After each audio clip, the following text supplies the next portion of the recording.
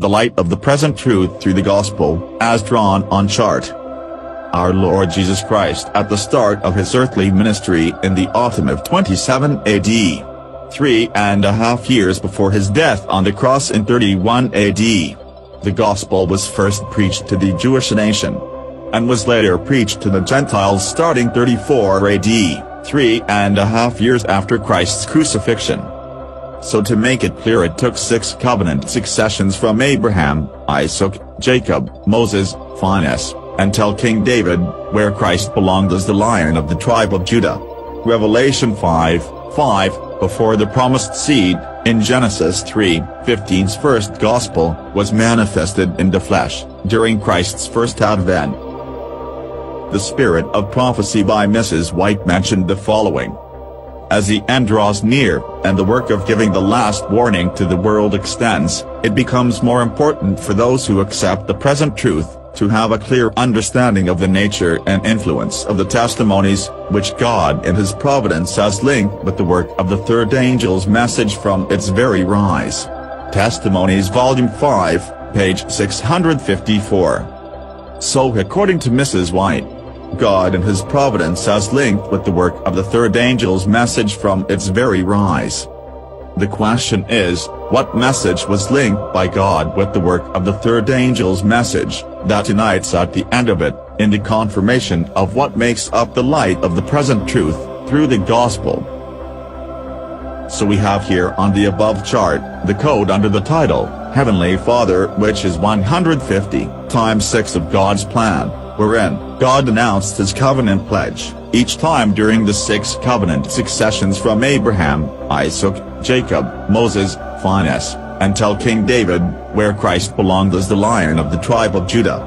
Before the promised seed in Genesis 3:15's first gospel, was manifested in the flesh during Christ's first advent.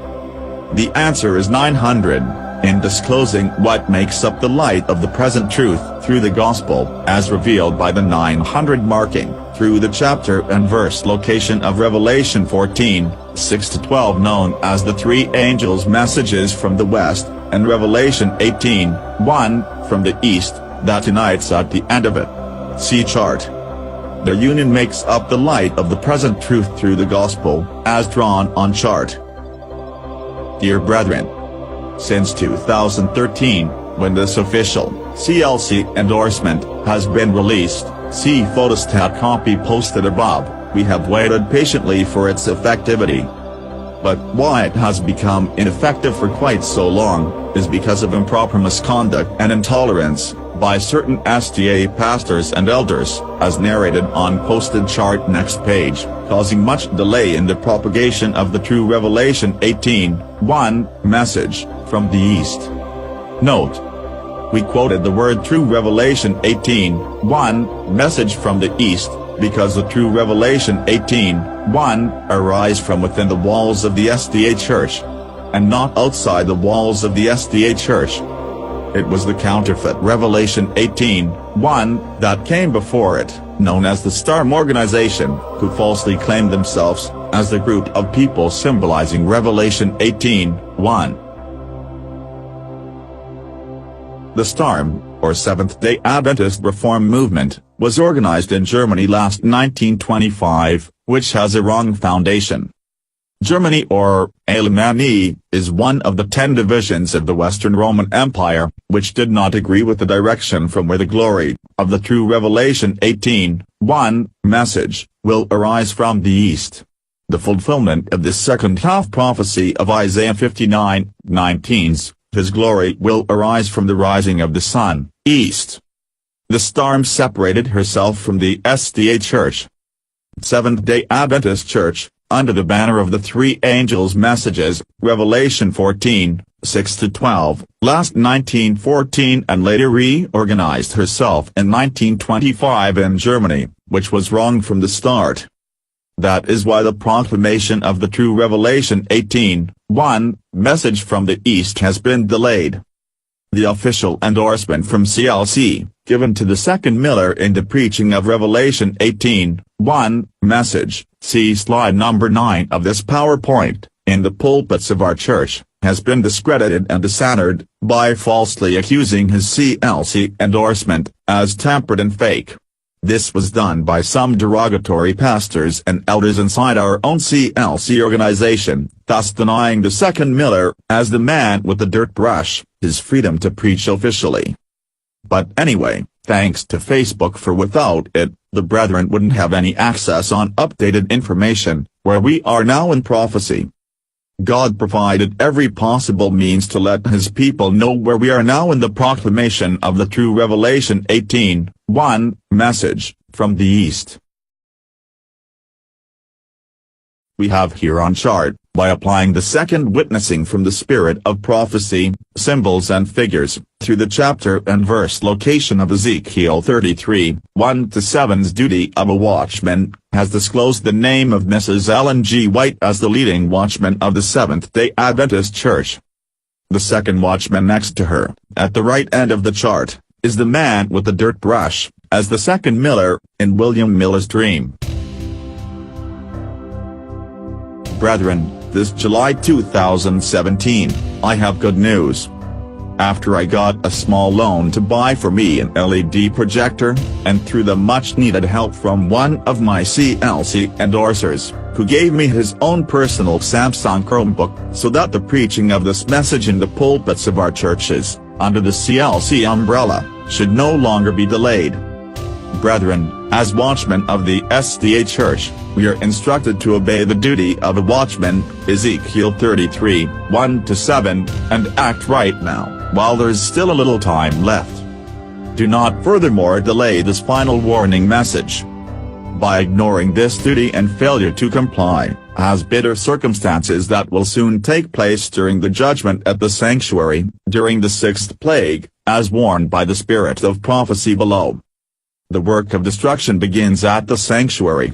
Ezekiel 9:1-6 begins among those who have professed to be the spiritual guardians of the people. The false watchmen are the first to fall. There are none to pity or to spare. Men, women, maidens, and little children perish together. The Great Controversy, page 656, paragraph 2. That is why the words from the prophet are reminding us that deception is in intense activity everywhere within our ranks. May God bless us all to perform our duty as alerted SDA watchmen, before the storm approaches. Souls are unprepared for what is about to take place in our world. The warning must be given, the end of all things is at hand. In our generation today that we are living in the days of Revelation 10:7, described by Mrs. White as the last period of probation, manuscript 40, 1900, the Seventh-day Adventist Bible Commentary, volume 7, page 971, paragraph 9. The reason why we can no longer tolerate procrastination to continue further. Unveiling the identity of the man with the dirt brush, as the second Miller, in William Miller's dream. Mrs. Ellen G. White has pointed out clearly in early writings, page 48, paragraph 2, that the man with the dirt brush, as the second Miller, in William Miller's dream, is one of God's messengers, who will come in the last days during the loud cry. In the dream of William Miller about the casket that contains all the precious stones and jewels, whose shining glory symbolized the light of the present truth through the gospel. The light that's shining out from these precious stones and jewels, soon faded out after many people came in and out of the room by spoiling all the jewels, until they are all covered with dirt and stains. William Miller in his dream was so overwhelmed with grief and sorrow, and he became wholly discouraged and disheartened, and sat down and wept. He earnestly prayed, hoping that God would send him help. Early writings 83.1. Immediately the door opened, and a man entered the room, when the people all left it, and he, having a dirt brush in his hand, opened the windows, and began to brush the dirt and rubbish from the room. He told William Miller to fear not, for he would take care of them. Then, while he brushed the dirt and rubbish, false jewels and counterfeit coin, all rose and went out of the window like a cloud, and the wind carried them away. And after all the thorough cleaning was done by the man with the dirt brush, and after he saw that all the jewels and precious stones are shining 10 times its former glory, William Miller then shouted with joy, and that shout awoke him. Early Writings 83.8. Who are God's servants of the last days, who received the two witnessing from the spirit of prophecy, namely dreams and visions, followed by symbols and figures, as attested by Mrs. White, on pages 7 to 8 of The Great Controversy, under Introduction. To write down on charts, the present truth, through the Gospel. God's servants of the last days has been identified by solving the puzzle to William Miller's dream, as disclosed on chart in the background. Here is an account of what William Miller saw in his dream. I dreamed that God, by an unseen hand, sent me a curiously wrought casket about 10 inches long by 6 square, made of ebony and pearls curiously inlaid. To the casket there was a key attached. I immediately took the key and opened the casket, when, to my wonder and surprise, I found it filled with all sorts and sizes of jewels, diamonds, precious stones, and gold and silver coin of every dimension and value, beautifully arranged in their several places in the casket, and thus arranged they reflected a light and glory equal only to the sun. Early Writings page 81, paragraph 2. Note: there was a key to the casket which symbolically implied that the puzzle to William Miller's dream will be solved, and this puzzle was solved by the man with the dirt brush himself, as he write down on chart in the background, what is meant by William Miller's dream. In the dream of William Miller about the casket, that contains all the precious gems and jewels whose shining glory, symbolized the light of the present truth through the Gospel. Brethren, the light of the present truth through the Gospel, that proclaim both God's kingdom of grace, Revelation 14, 6-12 from the west, and God's kingdom of glory, Revelation 18, 1, from the east, as the fulfillment of the words from the prophet Mrs. Ellen G. White, that their union will swell into a loud cry, and latter rain, is what is meant by the climax in William Miller's dream, when he shouted with joy that awoke him. After he saw the precious jewels shining 10 times its former glory. Desire of Ages page 234 mentioned the following. As the message of Christ's first advent announced the kingdom of his grace, so the message of his second advent announces the kingdom of his glory. And the second message is like the first, is based on the prophecies. The words of the angel to Daniel relating to the last days were to be understood in the time of the end. This two messages covering Revelation 14, 6-12, from the west, and Revelation 18, 1, from the east, that tonight in the days of Revelation 10, 7, during the last period of probation, constitutes the light of the present truth through the Gospel, as what is meant and symbol, shown by God to William Miller in his dream. Why the Philippines is the place where the glory of the true Revelation 18, 1, message, as the second message which proclaims God's kingdom of glory, will arise from the east? The Philippines is the place where the glory of the true Revelation 18, 1, message, as the second message which proclaims God's kingdom of glory will arise from the east, the fulfillment of the second half prophecy of Isaiah 59, 19. So shall they fear the name of the Lord from the west, and his glory from the rising of the sun, east. Revelation 18, 1, and after these things I saw another angel come down from heaven, having great power, and the earth was lightened with his glory. The Philippines as the third covenant nation next to the United States of America, second covenant nation, and Israel, first covenant nation, as encrypted on chart, as disclosed through the chapter and verse location of Isaiah 59, 19, and Isaiah 46, 11. Prophecy declares that America will shift herself from lamb-like beast, Revelation 12, 13-17, when there's religious liberty inside USA, when separation of church and state prevail, to image of the beast, Revelation 13, 11-17, when national apostasy will ruin USA, by the time there will be union of church and state, when national Sunday law will be strictly enforced. This is the reason why the Philippines was chosen to become the third covenant nation next to USA. Isaiah 66:19 And I will set a sign among them, and I will send those that escape of them unto the nations, to Tarshish, Pul, and Lud, that draw the bow, to Tubal, and Javan, to the isles afar off, that have not heard my fame, neither have seen my glory, and they shall declare my glory among the Gentiles. Isaiah 46:11 Calling a ravenous bird from the east, the man that executeth my counsel from a far country, I have spoken it, I will also bring it to pass, I have purposed it, I will also do it. Isaiah 59:19 So shall they fear the name of the Lord from the west, and his glory from the rising of the sun, east.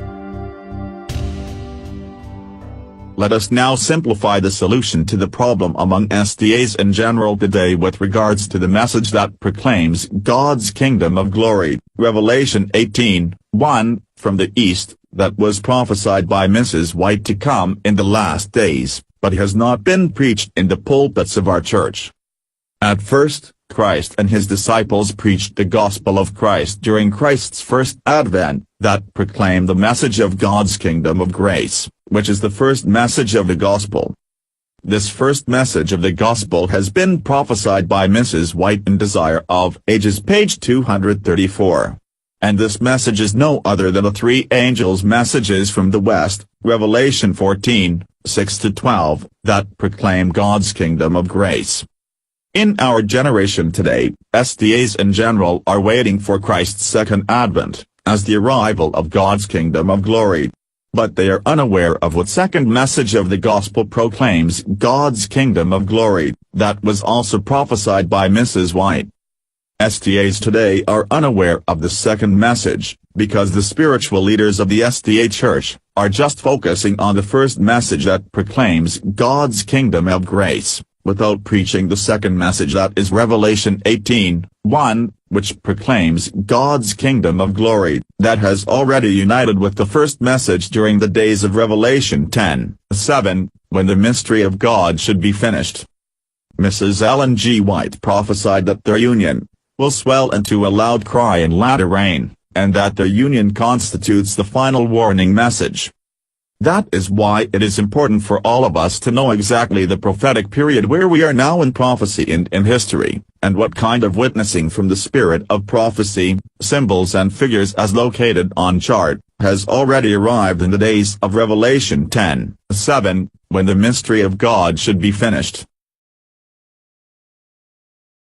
To all my fellow SDA, Filipino pastors and brethren, do you want this covenant blessing, endowed to our nation, especially to the group of SDA churches here in the Philippines, to continue to flow, and not to be withdrawn from us?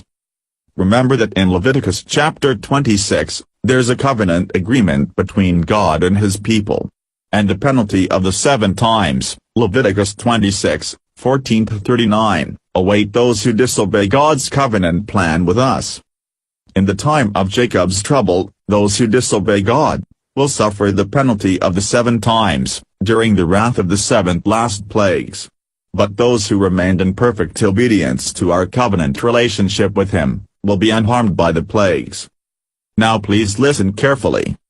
The SDAGC from the West, do nothing about it, since the time that the message of preparation period before the time of trouble, as contained inside Revelation 18:1, message from the East, has been brought to the SDAGC and 3, ABN, respectively.